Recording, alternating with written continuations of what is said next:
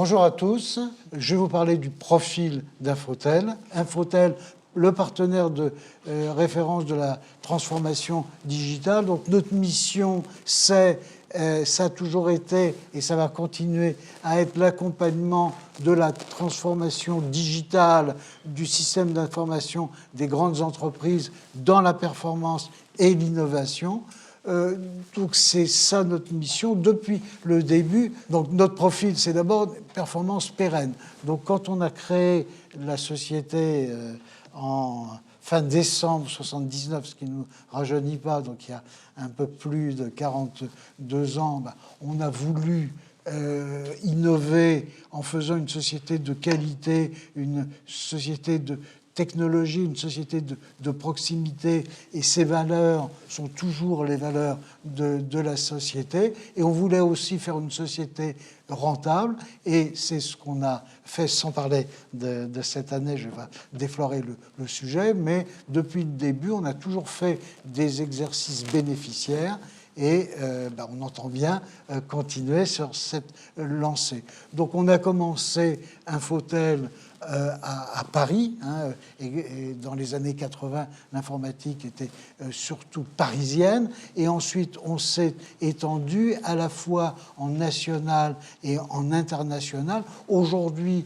Infotel est présent dans 8 pays et bientôt plus, c'est-à-dire que non seulement on est à Paris, puis on a été aux États-Unis et on a toujours notre filiale Infotel Corp à Tampa en Floride. On s'est étendu ensuite vers d'autres pays comme l'Allemagne, qui a été notre première filiale européenne, en particulier pour vendre des logiciels. On est toujours aux Pays-Bas, et récemment, on a ouvert l'Inde, le Maroc. Eric vous détaillera plus ces opérations. J'ai oublié Monaco, et on a dans le radar plusieurs créations, dont l'Espagne, dont le Portugal, dont d'autres possibilités dont Eric vous parlera. Donc une présence de plus en plus internationale, un capital humain, donc de la société start-up de 80, on a fait une société d'aujourd'hui 3000 collaborateurs, à peu près 1800 salariés, 1200 sous-traitants, présents sur un certain nombre de sites. C'est-à-dire qu'on est en France un acteur de proximité, et c'est important pour faire ce développement. C'est-à-dire on est à Paris, on est à Toulouse pour un certain nombre de clients, dont Airbus. On avait commencé, c'était encore l'aérospatiale, mais il y a aussi BPCE, Air France qui est à Toulouse. On est dans le nord, on est dans le sud-est. On est le dernier contrat qu'on a signé, c'est à Orléans. On a une filiale, donc on est proche de nos clients. On est à Brest pour le Crédit Mutuel Arkea. Donc c'est une valeur importante. Donc on se développe et on continue ce développement, soit en croissance organique, soit en croissance externe. Il faut dire, ça fait toujours partie de vos questions, quand est-ce que vous allez acheter une pépite? Malheureusement, on ne trouve pas beaucoup de pépites, bien qu'on ait fait des acquisitions. On a réalisé presque une dizaine d'acquisitions depuis l'introduction en bourse, mais surtout, on fait des créations, et des créations de sociétés soit nationales, soit internationales, qui nous permettent d'augmenter notre volume d'affaires. Une de nos caractéristiques aussi, c'est la fidélisation des clients. Alors souvent, on nous demande combien vous avez de clients. Mais pour nous, ce n'est pas le critère. Le critère, c'est d'avoir des bons clients et des clients fidèles chez lesquels on peut développer le business. Je reprends toujours le même exemple, mais la première année, on a eu 3 clients, BNP, Peugeot et Air France. Aujourd'hui, vous le verrez tout à l'heure avec Eric, dans le top 10 de nos clients, on a toujours ces clients-là, donc plus de 40 ans de relations continues et d'évolution du business aussi, parce que l'informatique d'il y a 40 ans et celle d'aujourd'hui, même s'il y a encore des intersections, il y a beaucoup de nouveautés et encore aujourd'hui beaucoup de développement à faire, et toutes les nouvelles technologies qui arrivent, en particulier l'intelligence artificielle ou autre, c'est des sujets que l'on traite avec ses clients, et ce qui nous permet d'assurer cette pérennité. Enfin, on est coté en bourse, on a été codé à l'époque, coté sur le nouveau marché. On était la deuxième société à être cotée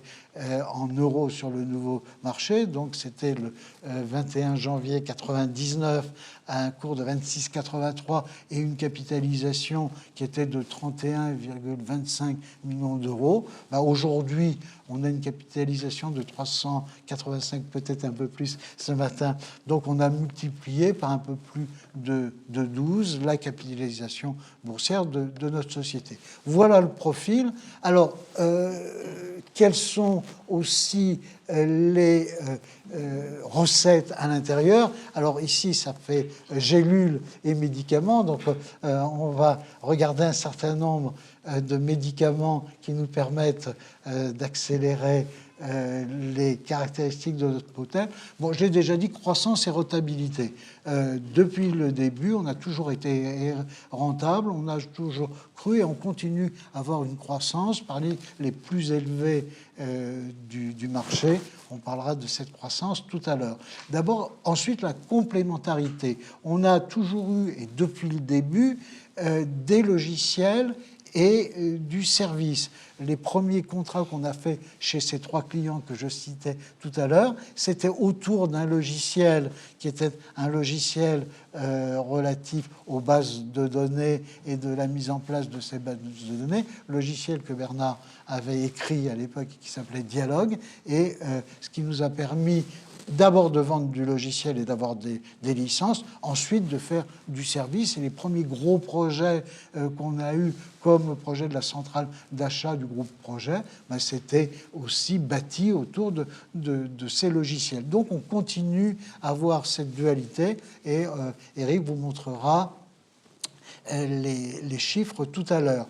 Troisième point, c'est l'agilité. Donc l'agilité, c'est d'avoir des cycles cours de développement, et toujours en veille technologique, et aussi continuer vis-à-vis de nos clients à être force de proposition, leur permettre de mettre en place ces nouvelles technologies. Et aujourd'hui, grâce à nos filiales, en particulier Ohio, on continue à être pionnier dans l'évolution de ces systèmes d'information. Troisième, c'est la quatrième gélule, c'est la gestion flexible des ressources. Effectivement, aujourd'hui, on a un mix de forces de travail, des internes et des sous-traitants, ce qui nous permet d'optimiser la gestion des collaborateurs, d'avoir un taux d'intercontrat très faible, moins de 1%, et une bonne flexibilité, également une bonne rentabilité. On a des sous-traitants, mais on a, entre l'année dernière et cette année, une diminution des charges personnelles plus sous-traitants. Donc, un élément aussi de la rentabilité. Proximité, je l'ai déjà cité, on est proche de nos clients, on est proche de leur culture, on est proche de leur technologie, et on s'engage avec eux sur des prestations à engagement de résultats. On n'est pas des vendeurs de CV au kilomètre, mais on est des partenaires dans l'évolution conjointe du système d'information. Et enfin, l'excellence. On a toujours voulu, alors c'est peut-être un peu prétentieux, être meilleur que les autres, mais on s'est positionné au début sur une société haut de gamme, et on continue à faire des prestations que nos partenaires, que nos concurrents ne savent pas forcément bien faire, ce qui nous permet de bien évoluer et aussi de bien recruter, parce que Eric reviendra là-dessus, c'est un des éléments fondamentaux.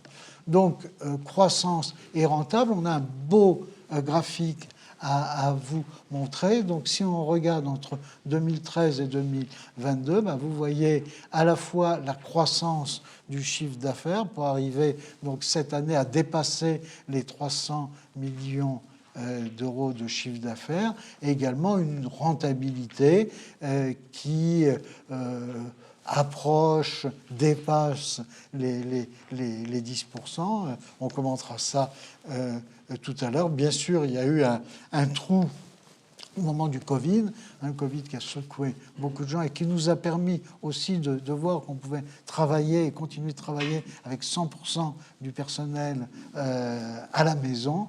Et donc, ça a été pour nous une évolution positive. Donc, voilà pour la présentation. Je vais maintenant passer la parole à Éric Fabretti pour qui vous parle des faits marquants de 2022 et du haut niveau de performance. Éric. Bonjour à tous. Comme l'a dit Michel, l'objectif c'est de vous présenter un peu au-delà de la performance les faits marquants de l'année qui ont concouru à ces résultats et puis surtout qui vont, je l'espère, concourir à la suite de notre route. Nous avons passé le cap des 300 millions d'euros. Bon, est-ce un cap?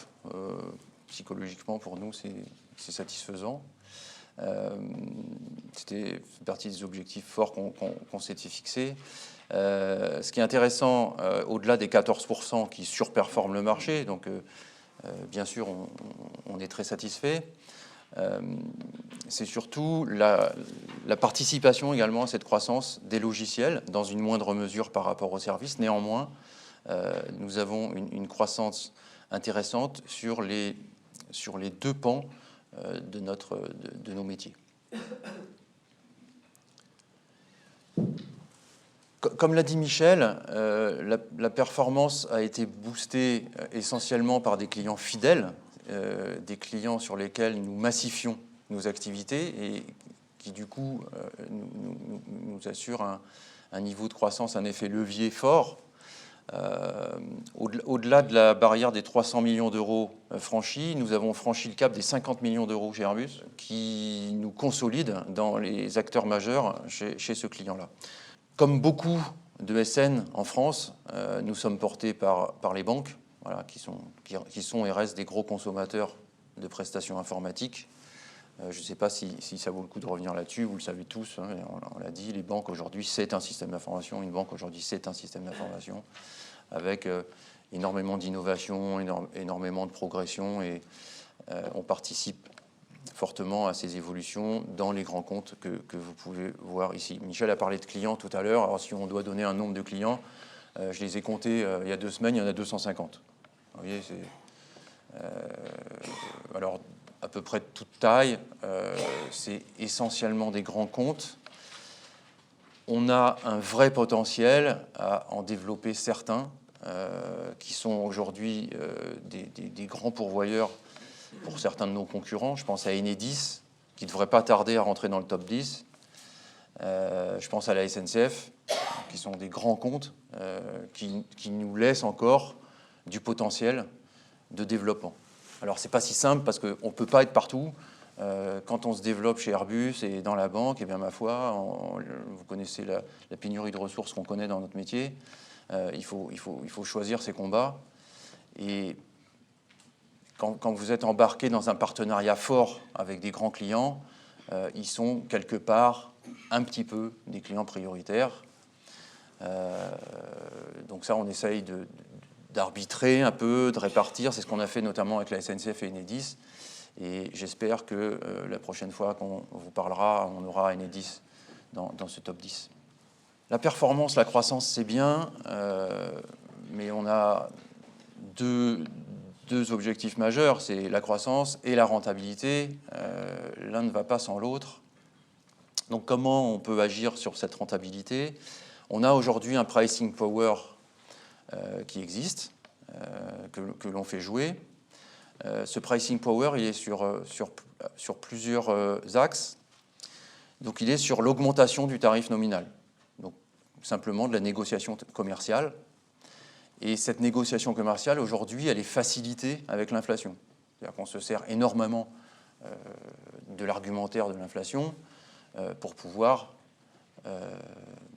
mieux apprécier nos tarifs et les augmenter. Donc on a bien réussi à le faire en début d'année dernière et en cours d'année dernière, et on continue de manière à ne pas dégrader nos marges, voire les augmenter. Nous avons un deuxième levier, c'est le rehaussement de la masse salariale dans les grilles tarifaires. C'est-à-dire, ça se travaille par la capacité à faire évoluer le personnel, donc le faire évoluer dans ses tâches. Aujourd'hui, un individu fait du développement et puis demain, il fera de la conception. Donc, mécaniquement, on va le rendre plus cher parce qu'il va faire un saut dans la grille. Donc, sans toucher aux tarifs nominaux, faites un saut dans la grille et vous le vendez plus cher. Mais il y a aussi un deuxième levier, c'est, dans ce cadre-là, c'est le changement de métier, c'est-à-dire le changement de technologie,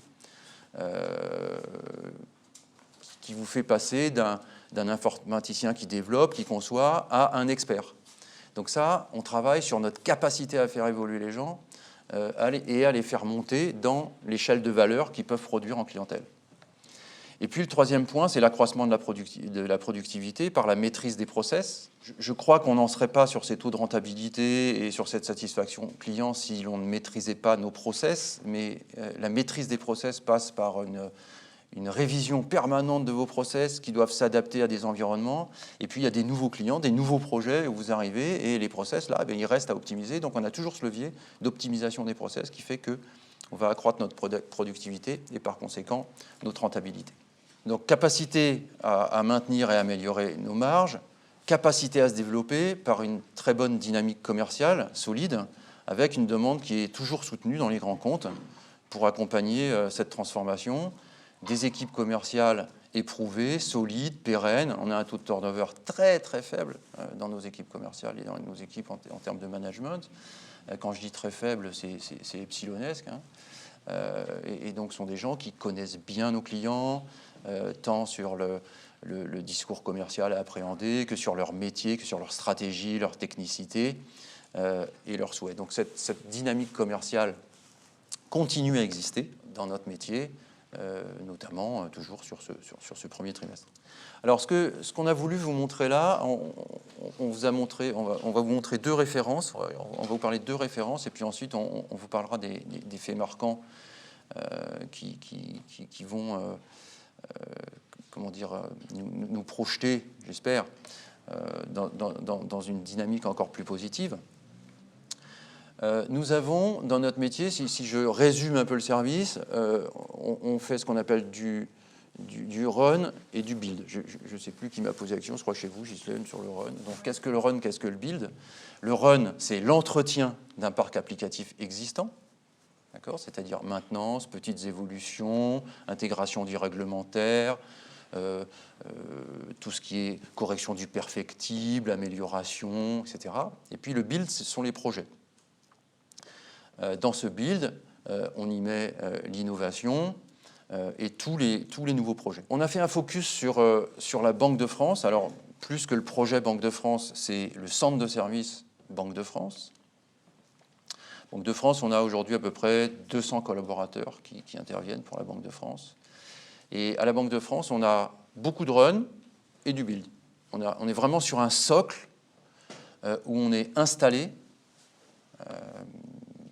de manière pérenne, si tant est qu'on continue à être performant, mais on s'y emploie.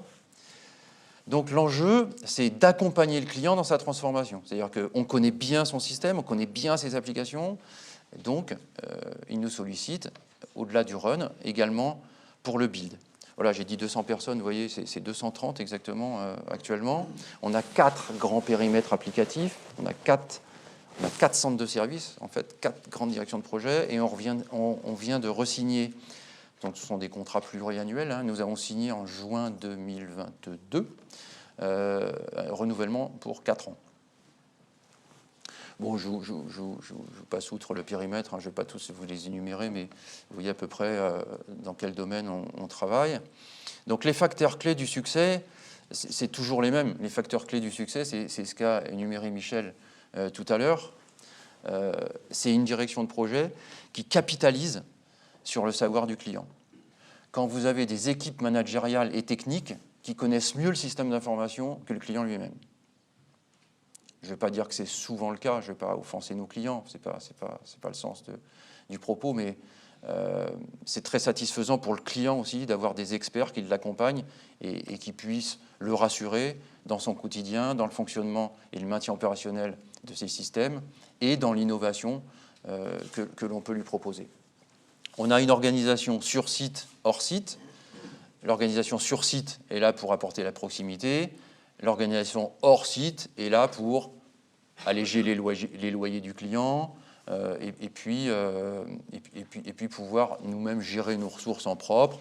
On a un petit plateau à Lille, d'ailleurs, pour la Banque de France, où on réduit un petit peu le coût. Une équipe commerciale dédiée, mais ça, c'est vrai pour tous nos clients. Et puis, on a notre agence conseil digital et innovation, OIO.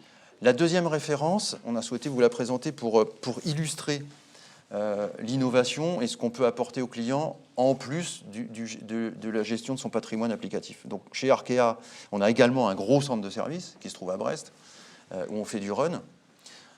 Mais avec OIO, ça fait un peu moins de 18 mois maintenant, que l'on mène une opération de transformation et d'accompagnement dans la transformation du groupe Arkéa.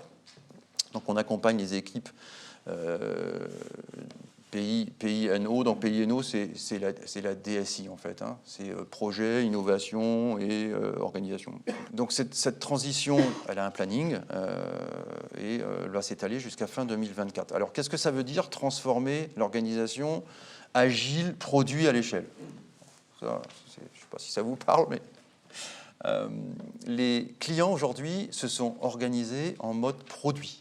C'est-à-dire qu'il y a énormément d'organisations possibles. Au fil des ans, on a vu des organisations par technologie.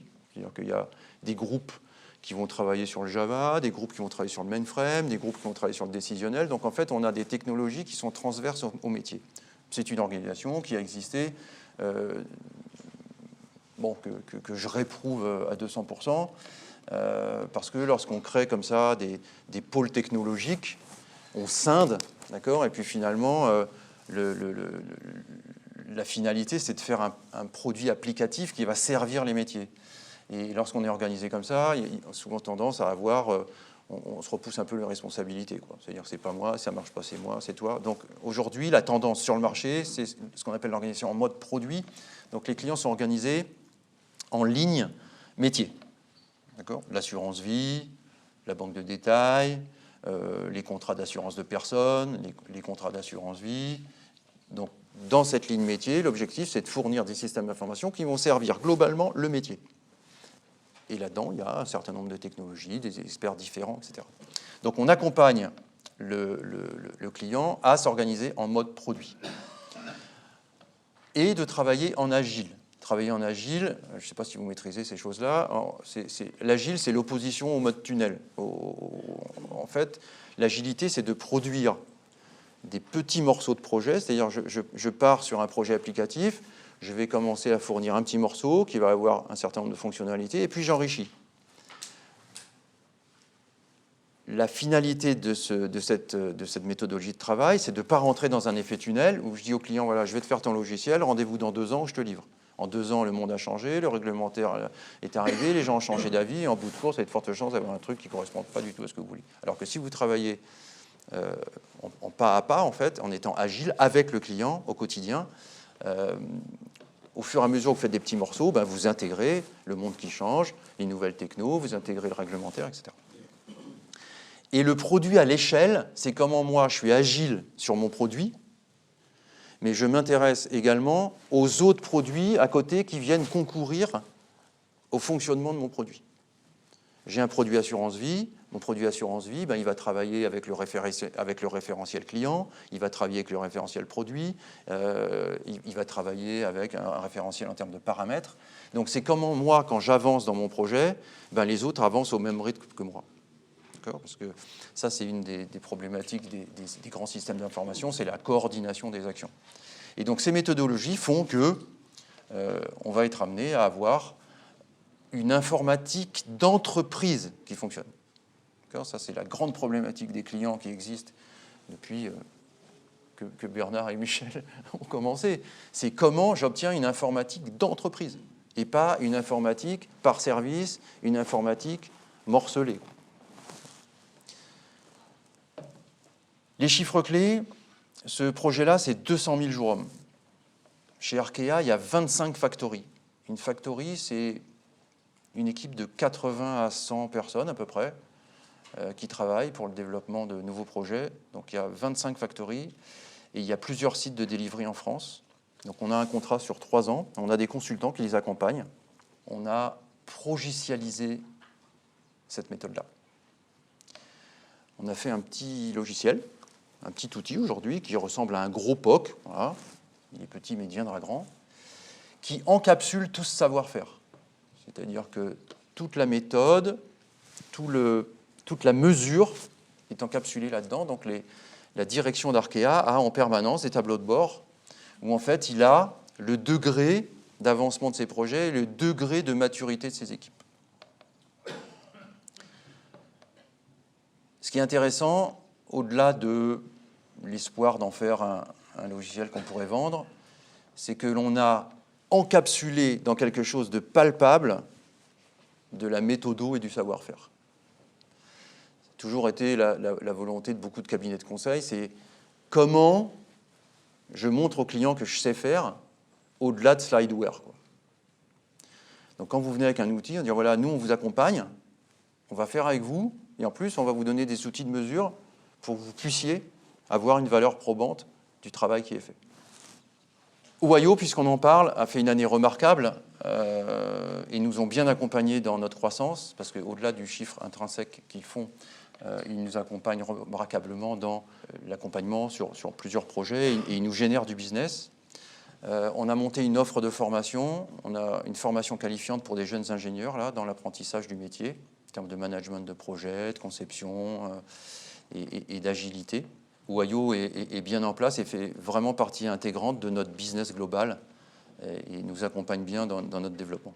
Alors, on vous a mis les clients sur lesquels ils interviennent, qui font partie de nos clients majeurs, bien sûr. L'offshore, on a une montée en puissance depuis la dernière fois qu'on s'est parlé, puisqu'on a aujourd'hui une 50aine de collaborateurs à Casablanca avec un objectif de 200 à 3 ans et on a une centaine à Chenaille avec un objectif de 300 à 3 ans. Donc les photos que vous voyez, c'est des vrais gens, hein, c'est nous. Ça se passe bien, on a une offre supplémentaire en termes de force de production. Autant le Maroc que l'Inde, nous n'avons pas vocation à développer le marché local. Dans le cadre d'Orlando, qui a bien concouru, comme vous avez pu le voir, à la croissance des logiciels, avec des nouveaux clients qui sont arrivés cette année, mais surtout un taux de renouvellement de 100%. Des clients actuels, puisqu'on a des clients globalement, des contrats qui sont globalement triannuels. Et aujourd'hui, on a nos premiers renouvellements qui arrivent à échéance et tout le monde renouvelle. Donc voilà, je pense que ça signifie que le logiciel convient et qu'il est opportun pour les compagnies aériennes. On a signé cette année quelque chose de très important. Nous avons signé un accord cadre avec Airbus. Qui en fait va équiper l'ensemble de sa flotte du logiciel Orlando. C'est-à-dire Orlando sera installé en standard dans les avions Airbus à partir d'aujourd'hui. Et nous avons un accord sur 5 ans renouvelables sous forme de redevance. Donc on fonctionnera de la même manière qu'avec IBM, c'est-à-dire qu'on pour chaque Orlando installé dans un avion, on touchera des royalties. Ce mécanisme est effectif depuis le 1er janvier 2023. Bon, je rappelle que nous ne sommes pas Airbus dépendants, qu'Orlando est multi-constructeur et qu'il adresse une flotte bien plus large d'avions pour les compagnies aériennes, aussi bien les ATR que les Boeing ou autres. Peut-être qu'on signera un accord avec Boeing, je ne sais pas, on va savoir. En tout cas, voilà, c'est quelque chose qui vient en plus, mais qui ne vient pas dégrader. En fait, Airbus n'aura pas de monopole sur Orlando, des choses comme ça. On ne peut pas parler performance, on ne peut pas parler business sans parler des gens, puisque, comme on le répète souvent, ce sont les gens qui font la réussite du groupe. On a eu une belle évolution des effectifs en 2022, même si On aimerait que cette évolution soit supérieure. On continue, en ces débuts d'année 2023, à recruter de manière satisfaisante, même si on aimerait que ce soit supérieur. On a une politique RH qui est très active. On vous l'a expliqué lors de notre communication semestrielle. Donc on a un plan d'évolution de carrière qui est établi, qui est accompagné, personnalisé par la mise en place de parrainage. On associe nos collaborateurs à l'innovation, donc ils ne font pas que leur mission auxquelles ils sont affectés. On intensifie la communication interne, on accélère les programmes de formation et on a des partenariats avec les écoles pour les plans d'intégration. On a une vraie structure aujourd'hui, comme depuis longtemps, mais on l'accélère. On a plus de 25 recruteurs aujourd'hui. On a une responsable de formation. Donc on a une vraie organisation autour de tout ça. Bon, je l'ai dit la dernière fois, mais on rencontre entre 300 et 400 candidats par mois, ce qui est colossal. On a un turnover qui est en baisse à 13%. Et on a fait l'année dernière 636 recrutements bruts, sachant que nous avons un objectif de 1000 recrutements cette année. Sur les 2 premiers mois de l'année, janvier-février, on est à peu près en phase avec ça. Ouais, si on linéarise, ça fait 800. Donc on est bien parti. Il faut continuer. Notre engagement pour la RSE est fort. Bon, moi je crois qu'il a toujours été. Ça fait 25 ans que je travaille avec Bernard et Michel. Je ne me souviens pas d'avoir fait des choses contraires à ce qu'on raconte là. Le bien-être au travail, pour nous, est une évidence. Bon, aujourd'hui, il se matérialise avec un certain nombre de nouveautés, comme le télétravail, les horaires adaptés, les tâches adaptées. Ce qui faisait partie de nos fondamentaux dans le passé sont aujourd'hui une nécessité. Voilà. Donc nous, c'est pas une révolution pour nous. Simplement, la façon de faire que l'on avait, on l'adapte.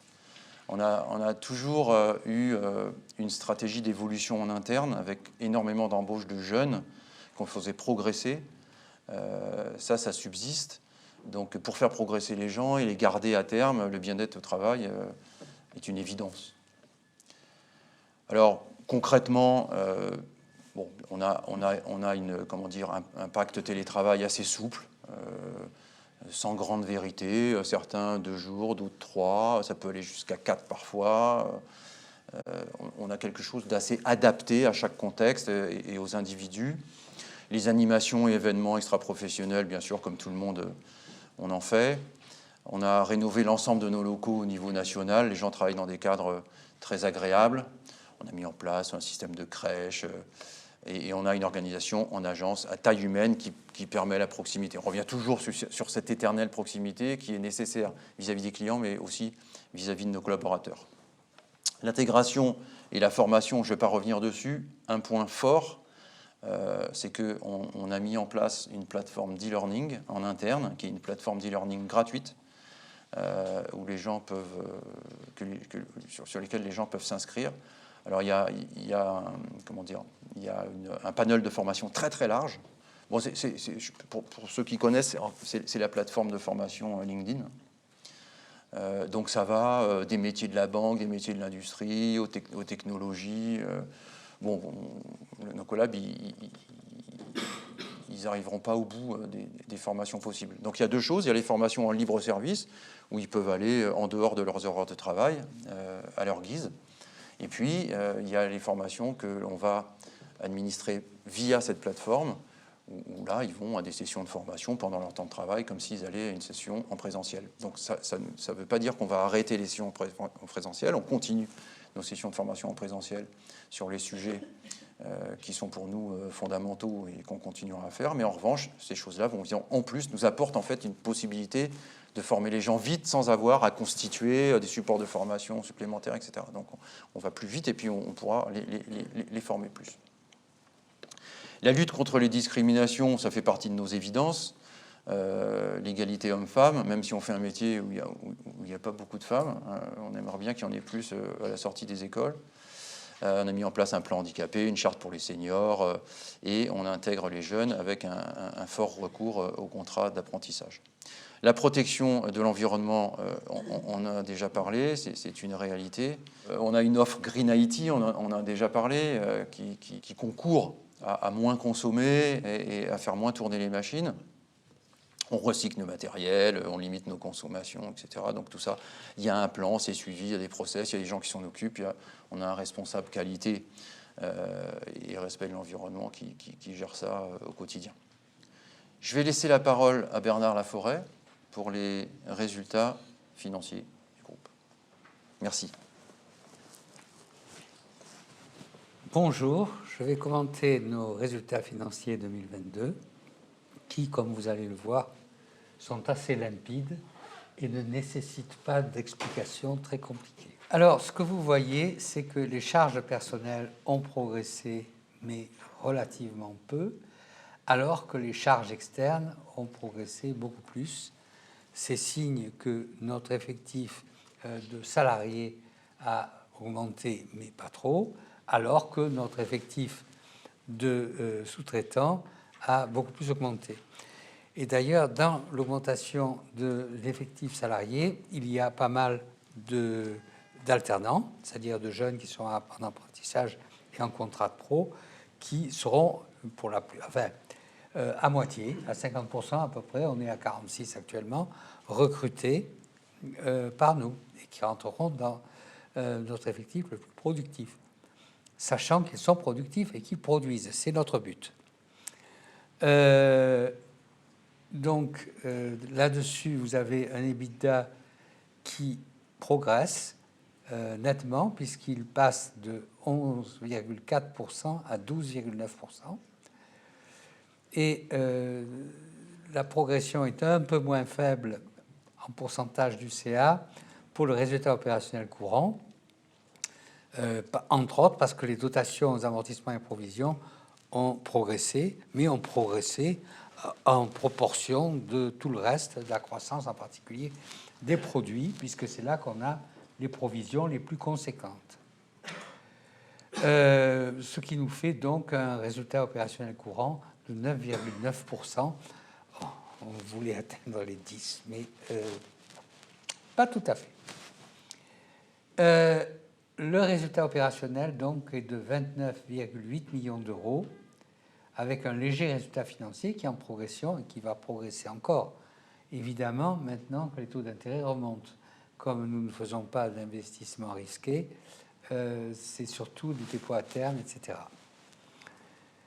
Le résultat net part du groupe est en très nette progression pour plusieurs raisons. D'abord, moins de charges d'impôts et surtout ce chiffre d'affaires et ce résultat en proportion qui est plus important. Donc, ça représente 7% contre 5,3%, une très, très forte progression. Donc, qu'est-ce que fait une très forte progression d'un résultat courant? Qu'est-ce que ça génère? Ça génère une envie, voilà, de verser des dividendes. Et là-dessus, nous ne vous surprendrons pas. Alors, les actifs, comme vous voyez, il y a une progression des écarts d'acquisition. Alors, ça ne représente pas une acquisition présente, mais une acquisition sur laquelle nous nous sommes engagés. C'est-à-dire que nous avons acquis une société indienne en payant en roupies, et nous avons une société anglaise qui manage cette société indienne que nous allons racheter avec un pacte qui est signé et qui sera en fonction, bien sûr, des résultats de la société indienne. Là-dessus, les commissaires aux comptes ont vu un écart d'acquisition de 1 million. Bon, très bien, on le note. Donc les écarts d'acquisition vont comme ça. Les droits d'utilisation, comme vous le savez, c'est surtout des immeubles. Les IMO incorporels, c'est surtout du logiciel. Et Enfin, c'est que du logiciel en fait. Et comme vous voyez, toujours une progression, mais une progression mesurée en proportion avec ce que nous faisons en logiciel. Sans oublier que tout ça est accompagné en grande partie d'un crédit d'impôt recherche que nous avons surtout sur Axis. Bon, les capitaux propres, évidemment, ils progressent. Les passifs courants, donc là aussi, vous voyez une proportion. Les dettes fournisseurs augmentent, c'est normal, parce que notre chiffre d'affaires a progressé et que nous avons en proportion utilisé davantage de sous-traitance. Alors, le flux de trésorerie, capacité d'autofinancement, donc tout à fait logiquement bonne, impôt versé. Alors là, une disproportion. Le comptable nous a dit, mais attendez, vous avez payé l'impôt sur les bénéfices, mais vous avez les conditions pour être exonéré les 3 premières années. Donc on a demandé le remboursement aux impôts. Qu'est-ce qu'ils ont fait? Après avoir bien râlé, ils ont dit, bon, maintenant, on est d'accord pour vous en rembourser la moitié. Il a fallu aller au Conseil d'État pour avoir la totalité. Donc là, c'était un peu... On n'a pas été jusqu'au Conseil d'État, mais on est remboursé et c'est l'essentiel. Le flux de trésorerie, là aussi, c'est limpide. Les opérations d'investissement, comme vous voyez, nous avons payé des dividendes qui ressemblent au premier, et donc nous avons une variation de trésorerie qui est toujours importante. Notre trésorerie progresse donc à 112 millions d'euros.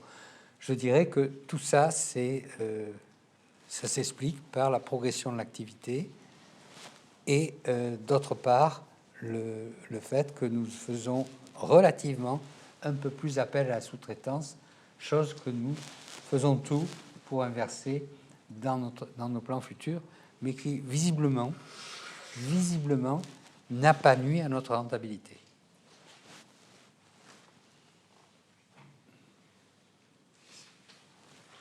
Surperformer notre marché de référence, 14%. Le plan stratégique, il prévoyait une croissance de 8% par an. Bon, on a pris un petit peu d'avance. L'avance, ça se gâche pas. Voilà, c'est acquis. Il faut faire attention. On n'est pas arrivé au bout du plan, mais on est quand même sur une bonne voie. Augmenter la contribution de l'activité logicielle. Comme vous avez pu le constater, l'activité logicielle a fait de la croissance cette année.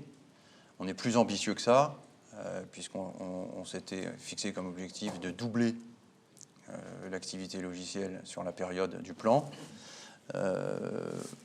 Orlando va y concourir, mais encore une fois, on a des choses dans les tuyaux. On a le fait d'être tiers archiveur à Monaco avec Arxis qui devrait nous booster. On a notre logiciel d'IPO sur lequel on est toujours encore en commercialisation initiale. Les cycles de vente sont assez longs, mais on a aussi des espoirs de transformation.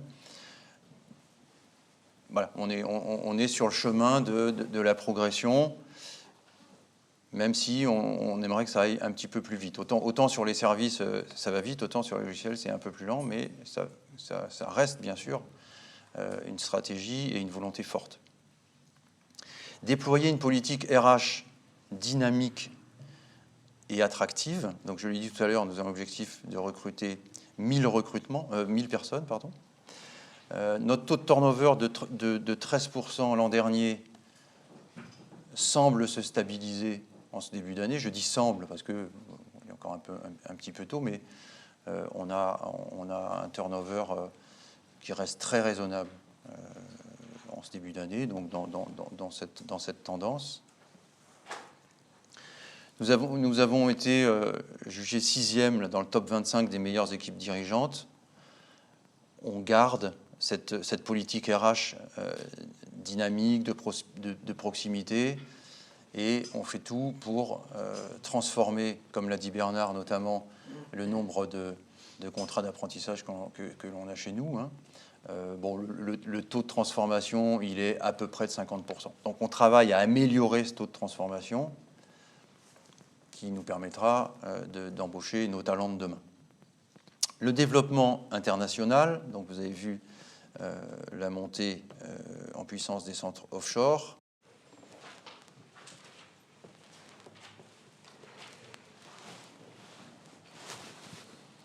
Alors, vous voyez comment est structuré notre actionnariat à la fin de l'année 2022. Donc, le nombre de titres, c'est 6,8 millions, dont 61,4% dans le public, et le management détient 38,6%. Bon, en droit de vote, ça fait 51,5%, mais comme j'ai toujours dit, ce n'est pas une fin en soi. Nous n'avons pas besoin d'avoir plus de 50% pour diriger la société, et nous savons que nos actionnaires nous font tout à fait confiance. Donc nous avons un nouveau plan d'action gratuite qui est lancé en 2023 et sur lequel nous ferons toujours la même politique, c'est-à-dire que nous redistribuerons en dividendes ce que nous avons distribué comme action gratuite à nos sociétés, ce qui fera un supplément de dividendes non négligeable. Et donc ça va jusqu'à 5% du capital. Le but de ces actions gratuites, c'est de compléter le précédent plan. Le précédent plan a été réservé à ceux qui dirigent des business units, c'est-à-dire des unités de production qui étaient au nombre de 7. Et c'était basé strictement sur la fonction qu'ils occupaient. Bon, on sait que dans les plans d'action gratuite, on n'a pas 100% de réussite. Dans le précédent, nous avons eu 33% de réussite à long terme. Certes, on avait eu 67%, c'est-à-dire 2 sur 3, qui faisaient partie du top management, mais il y en a un qui a décidé de prendre sa retraite un peu, à l'âge de 62 ans, vous vous rendez compte?